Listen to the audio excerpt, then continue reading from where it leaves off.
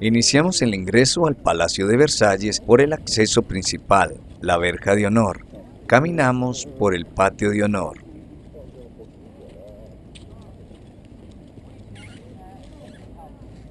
Versalles se constituye cuando el padre de Luis XIII, en 1623, manda construir en la finca dedicada a la casa un pequeño castillo llamándolo Castillo del Hombre Gentil, en ladrillo, piedra y pizarra. Al llegar al trono, Luis XIII le agrada y lo manda a reconstruir rápidamente a su ingeniero arquitecto Philibert Leroy. Este primer castillo de Versalles corresponde a los edificios que rodean al Tribunal de Mármol. Luis XIII deseaba acercarse a París, mandó a construir el primer núcleo de Versalles. Se trataba de un palacete pequeño, algo más que un simple apeadero de casa. Era un lugar hecho para la intimidad y su belleza aburguesada desdecía de los demás monumentos monárquicos de la época. En 1661 a 1668, el joven Luis XIV, el Rey Sol, mandó hacer un proyecto a su arquitecto Louis le Vau, pero este pequeño castillo de cartas, según la expresión de Saint-Simon, sigue siendo demasiado estrecho para las necesidades de la corte. Llegamos hasta la reja del patio real. Nos dirigimos al sitio de entrada donde nos solicitaron el ticket.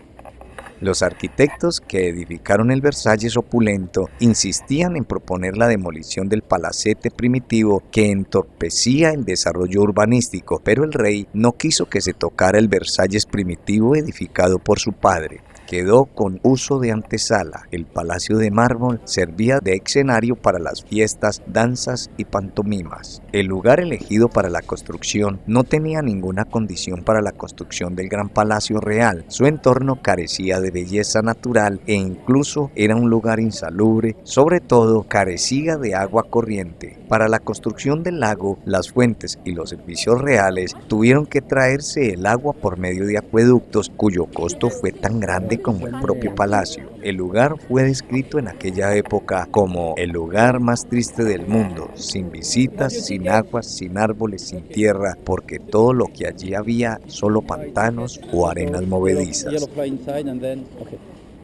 Encaminándonos al ala de los ministros sur, donde se encuentra la taquilla principal. Se ha tratado de investigar cuál fue el motivo real para que Luis XIV quisiera alejar la corte de París. Una de las razones pudiera ser el disgusto que se llevó cuando era niño. Se encontró sitiado por una muchedumbre durante las revueltas de la Fronde. Otro motivo de la construcción de Versalles fue porque allí podía vivir sin que el pueblo pudiera apreciar sus veleidades eróticas. Y por último, la razón de más peso fue que gobernaba sin ministros. Declaró: "El Estado soy yo". Dictaba sus órdenes en Versalles y nadie se daba cuenta de sus decisiones hasta que estaban ejecutadas.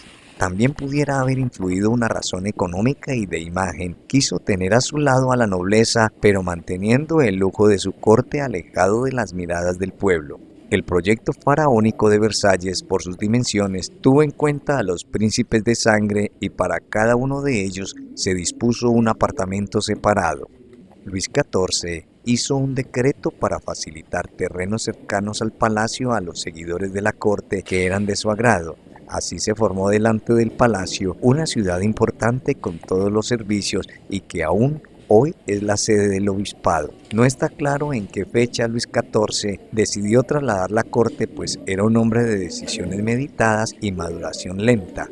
Pero no es hasta 1678 cuando se empiezan a gastar dineros del presupuesto en las obras, con una partida de 3,5 millones de libras dedicado a las obras. El arquitecto Le Vau se encarga de nuevo de los trabajos entre 1668 y 1670 en la construcción del nuevo palacio, construyendo un segundo edificio con fachadas de piedras blancas que acercan al primer castillo, sirviéndole de protección del lado de los jardines. Francois de Orbay, a la muerte de Le Vau, proseguirá esta construcción, cuya terraza central se inspira en los palacios barrocos italianos en 1670. El proyecto de cambio de la corte y de instalación fue realizado cuando la reina estaba embarazada, pese a que Luis XIV detestaba el olor a pintura de las habitaciones recién decoradas. Las obras siguieron su ritmo. En 1685, en las cuentas de la tesorería trabajaban más de 36.000 personas. Además del arquitecto Le Vau,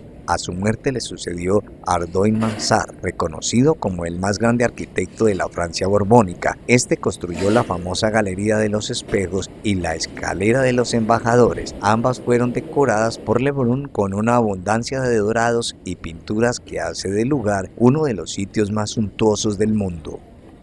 Realizamos el ingreso pasando varios filtros de seguridad.